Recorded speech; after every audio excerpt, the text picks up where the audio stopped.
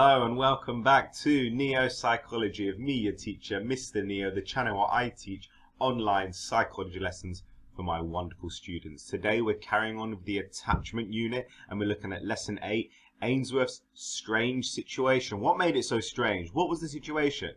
Let's find out.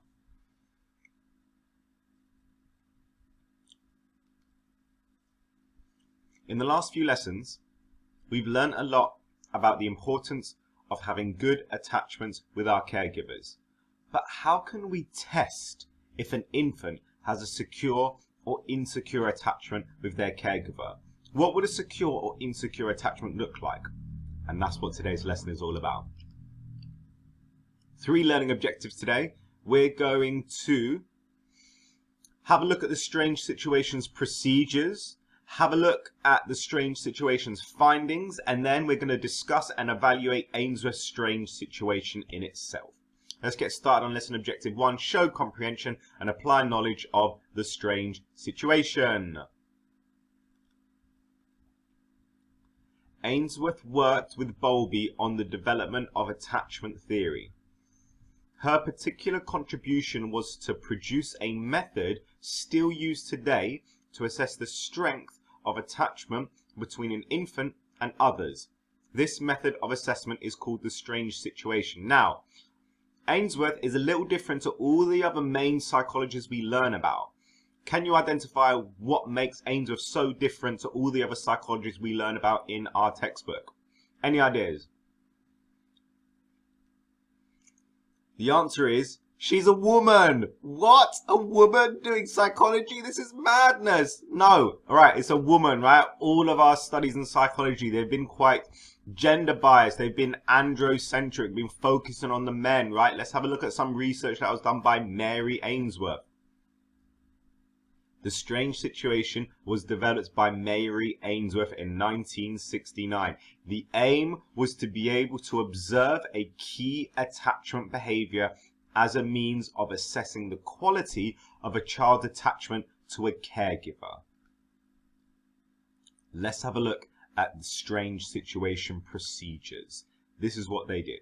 The strange situation is a controlled observation procedure designed to measure the security of attachment a child displays towards a caregiver. Now, bear in mind, this is not an experiment. This is an observation. There isn't an independent variable being manipulated. We are merely observing behavior. Now, this research took place in a lab setting, right? It was in a lab setting. That doesn't make it a lab experiment. It makes it a controlled observation. It takes place in a room with quite controlled conditions, i.e. a laboratory, with a two-way mirror through which psychologists can observe the infant's behavior. Now, the behaviors used to judge attachment include proximity seeking, exploration and secure-based behavior, stranger anxiety, separation anxiety, and response to reunion. So 5 things that those people behind those two-way mirrors, they were observing and making notes and writing down everything they saw, and they were looking for those things. Right. What do they mean though? Proximity seeking, an infant with a good attachment will stay fairly close to the caregiver because they feel comfortable with the caregiver.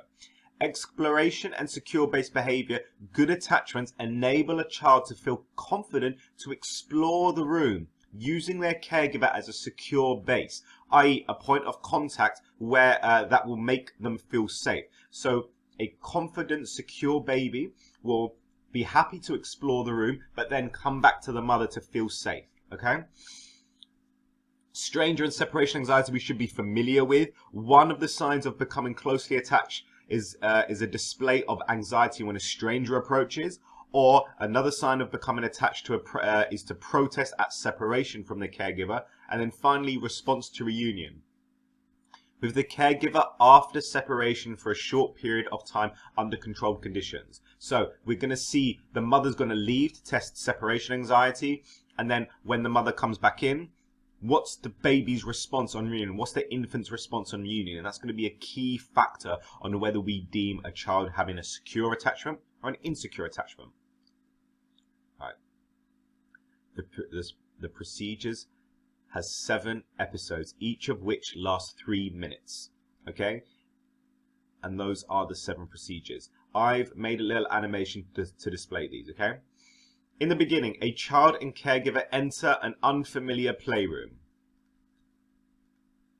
Episode 1, the child is encouraged to explore, which tests exploration and secure base. Episode 2, a stranger comes in and tries to interact with the child to test stranger anxiety. Episode 3, the caregiver leaves the child and stranger together to test separation anxiety and stranger anxiety. Episode 4, the caregiver returns and the stranger leaves. This tests reunion behavior and exploration and secure base. Episode 5, the caregiver leaves the child alone to test separation anxiety. Episode 6, the stranger returns. This tests stranger anxiety. Episode 7, the caregiver returns and is reunited with the child to test reunion behavior. And that's the end of the observation. What does it look like in real life, I hear you here ask? Well, I've got a video for us to show here, right? Here we go.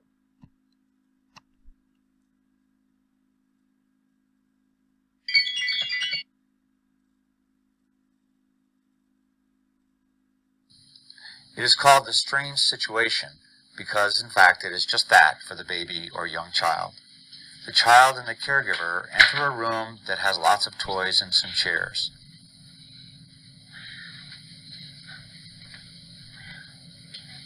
The caregiver puts the child on the floor to explore.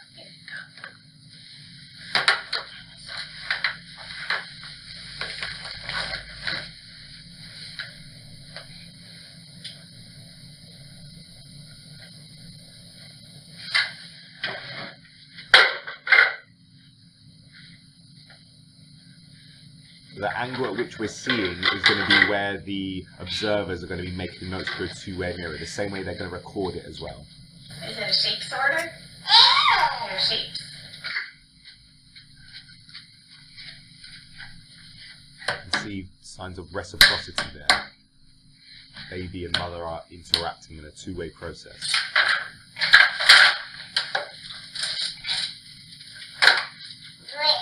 After about 3 minutes, an adult stranger comes in. Hello. Hi. Dr. Philippides. How are you? Nice to meet you. This is Caroline. Hello, Caroline. Sits down and briefly chats with the caregiver. How was your trip here? It was fine. We had no trouble finding it. Did you feel And then begins to play with the child. Oh, look at your corner. And it's a beautiful day. It is a gorgeous day. Caroline didn't want to come inside. I don't blame her. Going to throw that? Yes, keep it to roll it. Oh.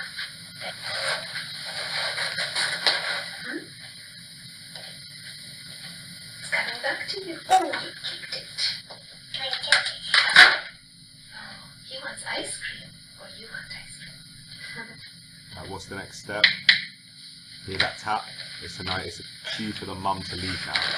The caregiver then leaves, and the stranger interacts with the baby. Test separation anxiety.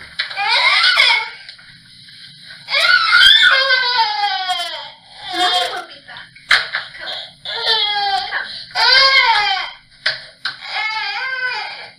Mommy will be back. Let's take it down. It's okay. Mommy will be back. Oh, I know. Mommy will be back.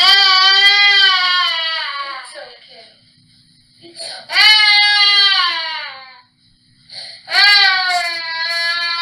Shall we play with the toys? Shall we play with the toys? Huh? Do you want to sit on here?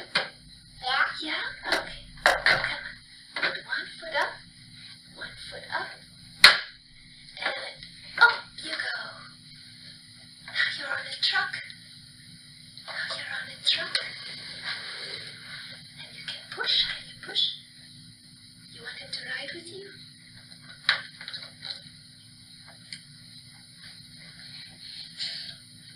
I know. She'll be back. I know. Oh. Mommy will be back. Mommy's coming now.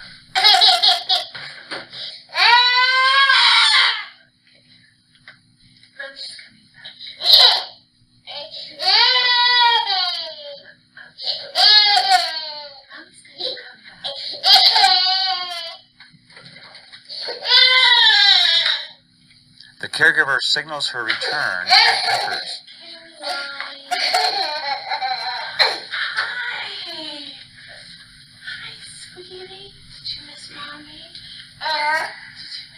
Reunites with the baby and interacts with the baby while the stranger leaves.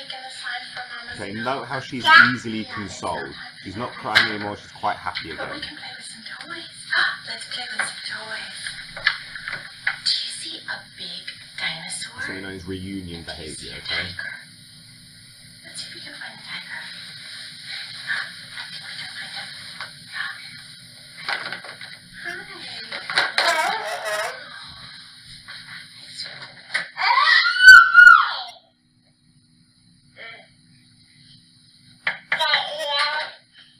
Okay, what's the next step?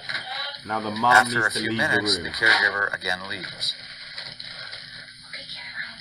Mommy's gonna go bye-bye. Mommy's gonna go bye-bye. I'll be right back.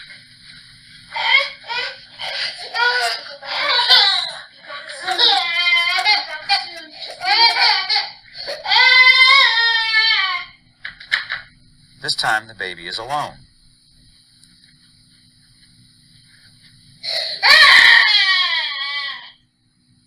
And the next step, who's going to come in now? Not the mother. It's The stranger comes back in and tries to interact with the baby, trying to soothe her if she's upset.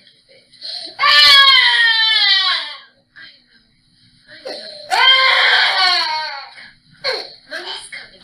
Mommy's going to come. Mommy's coming. Let's see. Can we play?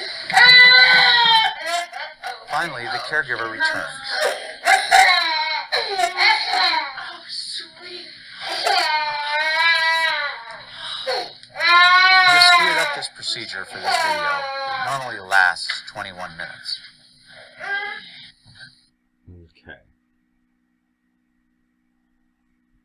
Right. So that was the strange situation. Can you get down the definition of the strange situation? It's important you know this key terminology. Give that a go now, please.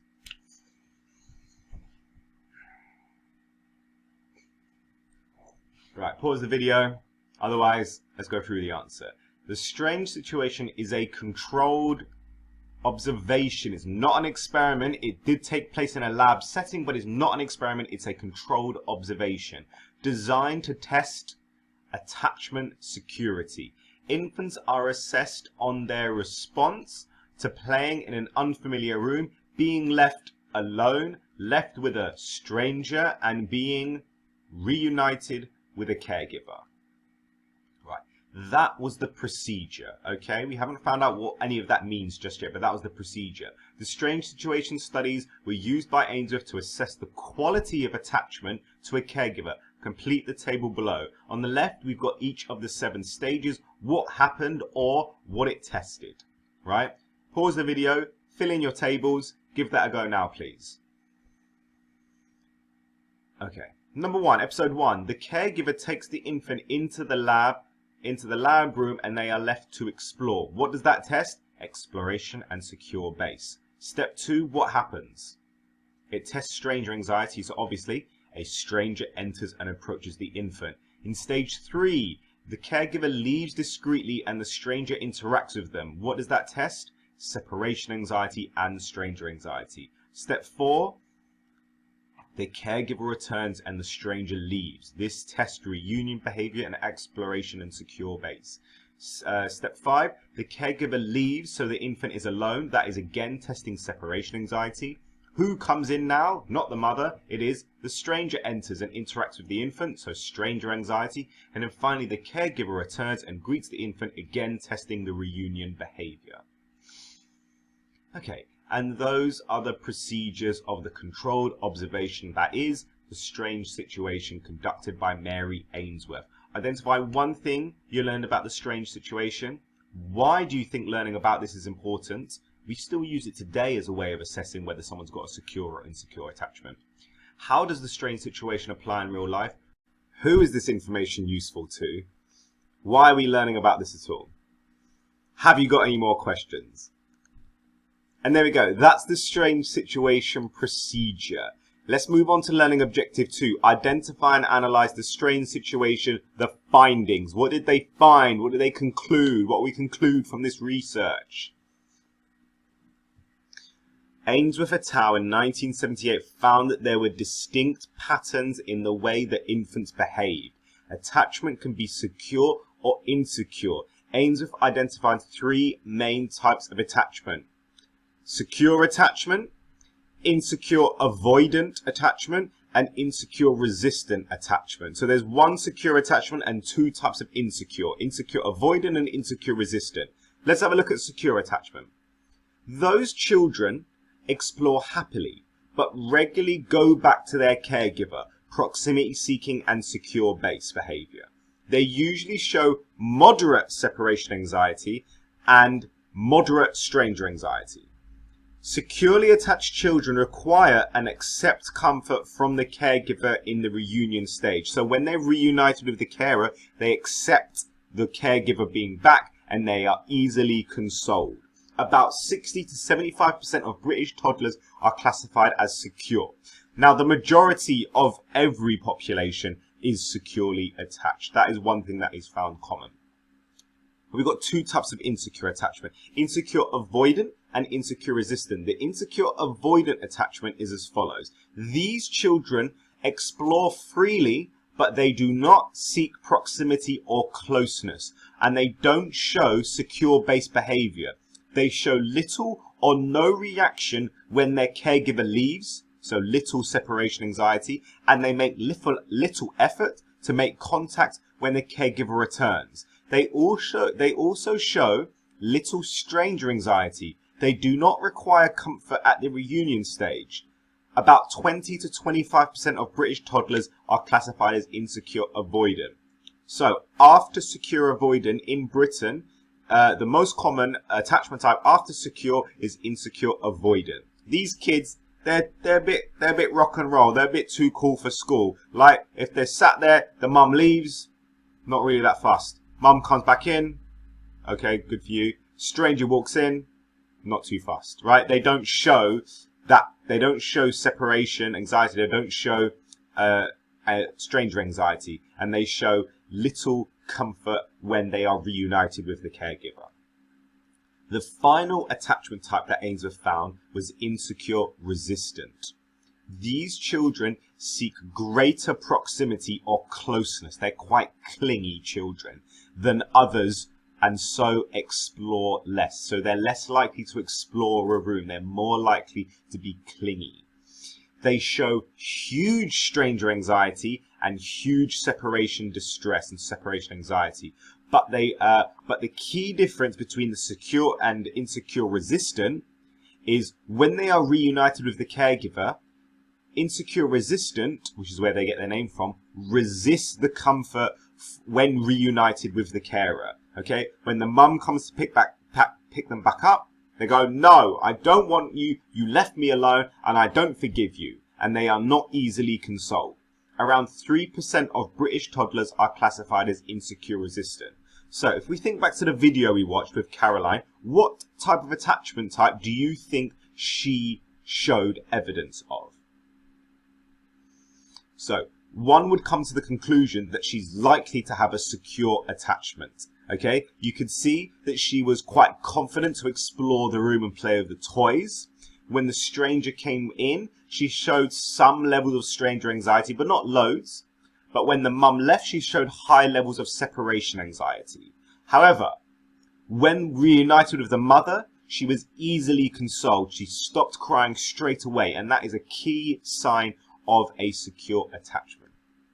If she had resisted the mother, then it's likely she may have been a insecure resistant attachment type. If she showed very little separation or stranger anxiety and wasn't really fussed when the mother came back in after leaving the room, that would be signs of an insecure avoidant. Right, here's the task. 2 minutes, complete the table below. What type of stranger anxiety, separation anxiety, reunion, response on reunion, and proximity seeking would you expect from secure, insecure avoidant, and insecure resistant attachment types? Give that a go now, please. And we'll go through the answers. With secure, let's start with stranger anxiety. Stranger anxiety, they should show moderate stranger anxiety if you're secure. Insecure avoidant should show low stranger anxiety, whereas insecure resistant should show high. Separation anxiety, again, secure would be moderate, avoidant should be low, and resistant should be high.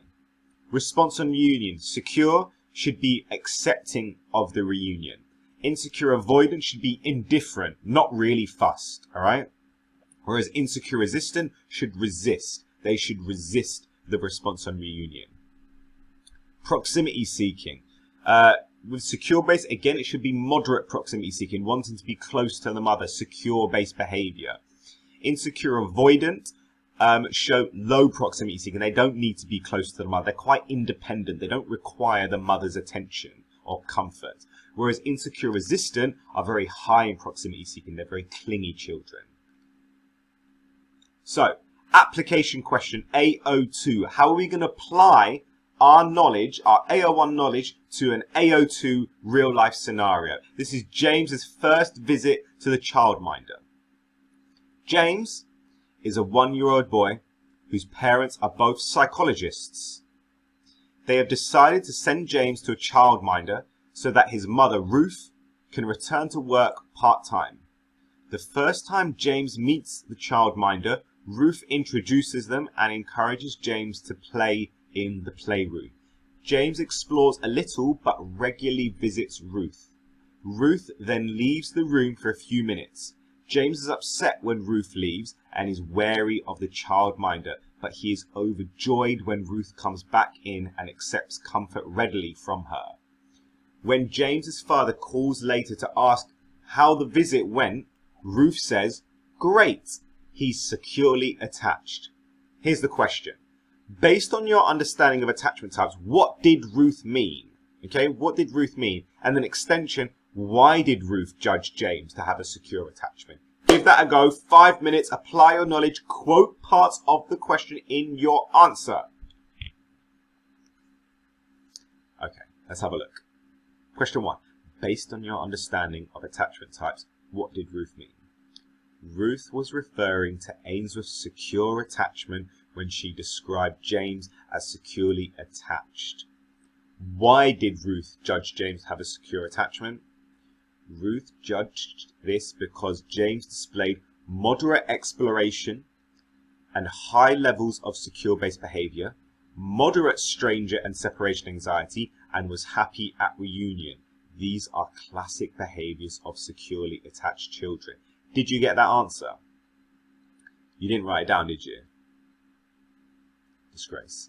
Right. That was the strange situation findings. Okay? Identify one thing you learned about the strange situation findings. Why do you think learning about the strange situation findings is important?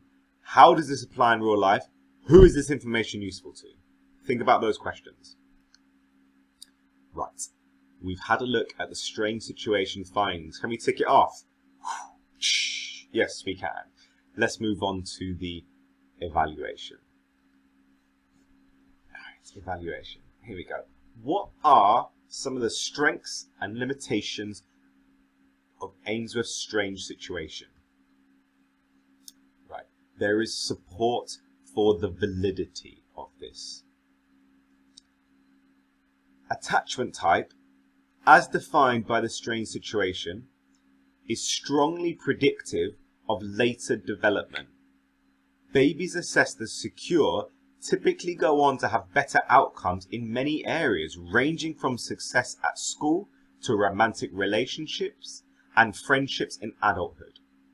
Insecure resistant attachment is associated with the worst outcomes, including bullying in later childhood and adult mental health problems. This is evidence for the validity of the concept because it can explain subsequent outcomes, right?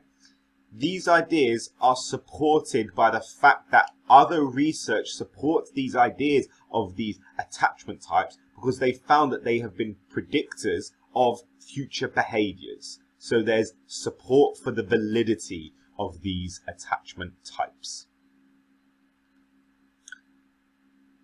Second evaluative point, there is good reliability of this research. The strange situation shows very good inter-rater reliability. In other words, different observers watch the same children in the same situation generally agree on what attachment type to classify them with. This may be because the strange situation takes place under controlled conditions and because the behavioral categories are easy to observe. In a recent study, Bick et al. Looked at inter-rater reliability in a team of trained strange situation observers and found agreement on attachment type for 94% of tested babies. This means we can be confident that the attachment type of an infant identified in the strange situation does not just depend on who is observing them. So, what does that mean? What that means is this. In the strange situation, you've got people observing the behavior and writing things down. Now, there would usually be at least 2 psychologists observing the behavior.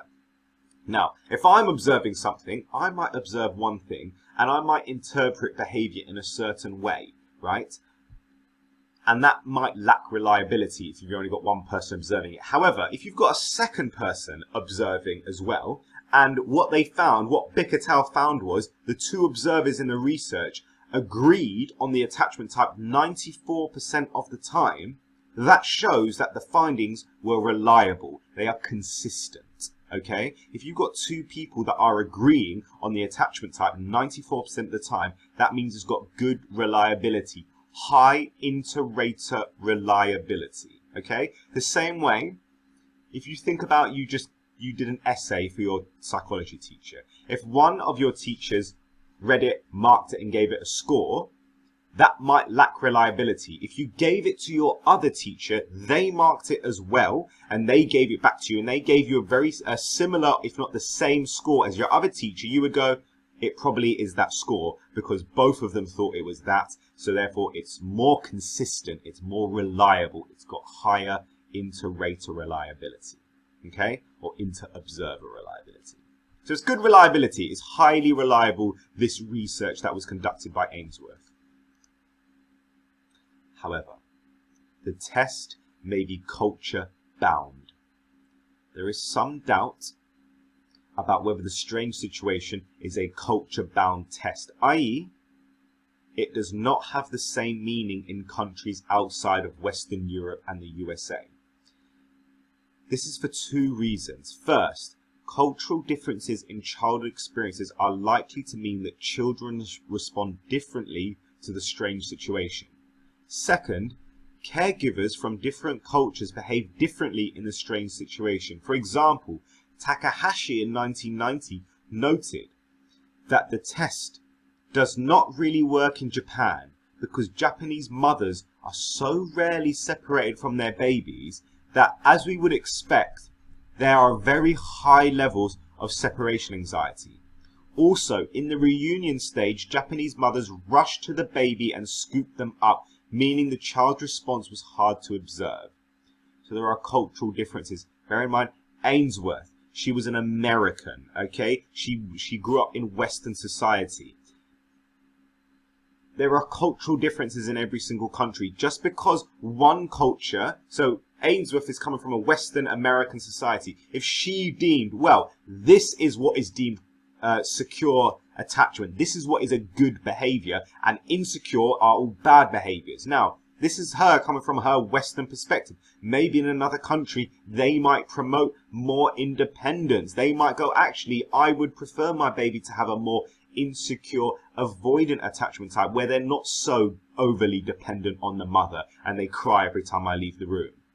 So that might be the norm in one country, but according to Ainsworth, no. You have to go by my standards, my Western standards, my white American standards that says you need to follow this. If you don't act like this, then you're not normal. You're insecurely attached, okay? So there are cultural differences here to consider. This is a limitation. Right, can you summarize each of those evaluative points into exactly 10 words for us, please? Okay, I'm going to give you 10 words. There's 3 evaluative points. Give that a go, and then we're going to move on to the plenary. Huzzah! Give that a go now, please. And that's the evaluation. We've done it. To be able to discuss and evaluate Ainsworth's strange situation. We've done it. Congratulations. Right, we're on to the plenary now. What is it? Research method. Sampling. The strange situation is a controlled observation procedure. It takes just over 20 minutes and involves time sampling. Every 15 seconds, observers note what behaviors were being displayed. The alternative to time sampling is event sampling. The strange situation involves non-participant observation. The alternative is participant observation, in which observers infiltrate the situation being observed and take part in the observed activity. Question. Explain one advantage of time sampling over event sampling, and 2. Explain why non-participant observation is appropriate for the strange situation.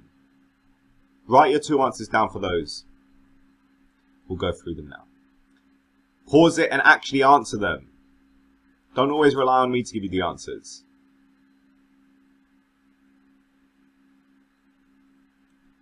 Haven't you paused it? Yeah, I'm just going to sit and wait for 5 minutes. No. Right, here we go. Explain one advantage of time sampling over event sampling. The advantage of time sampling is that you are not overwhelmed by information and you can include all the important events in the one snapshot. With event sampling, you can only focus on certain events. So the key difference here is if you're doing an observation, you can decide whether you want to sample their behavior in terms of time sampling or event sampling. Now, with event sampling, you would tally every time you see a specific behavior that you've got on your behavioral categories. Every time you see stranger anxiety, tick. Every time you see separation anxiety, right? Union behavior, right? You tally it, okay? Time sampling is you would create a time period, and every time whatever's happening in that time frame, you note it down. So for example, every 15 seconds, what's going on right now? Okay, I write that down. What's going down in the next 50 seconds? Ding, timer goes off. What are you doing now, right? And you wait every 15 seconds. Now we've got 2 types of observation, participant and non-participant. Explain why non-participant observation is appropriate for the strange situation. Do you know what those 2 mean? If you do, what is a strength of one of them? Observers in the strange situation need to be able to observe closely how the infant is behaving, and this is coded precisely on detailed forms. If the observer was also a participant, then they could not keep an eye on everything that was happening. Okay, so participant observations is when the researcher becomes one of the participants. Okay, they pretend to be a participant and they sit and they get amongst it all. Okay, however, non-participant is when you keep an objective view of it all. In this strange situation, it would be more appropriate to do a non-participant observation because you need to keep an eye on everything that's happening and tallying what is going on, tallying the behavioral categories. That was lesson 8, Ainsworth's strange situation. Next lesson is lesson 9, cultural variations in attachment. And there's the lesson. Well done, my neo-psychologist. Great work today again. I've been Mr. Neo. God bless and peace. I'm feeling like Will. I feel like a prince. I'm feeling myself. I'm loaded with bills, cause I wasn't blessed with no Uncle Phil. Don't know how it feels. I wanted to flex, they told me to chill. I'm making a flip. My life is a flick, now load up the film.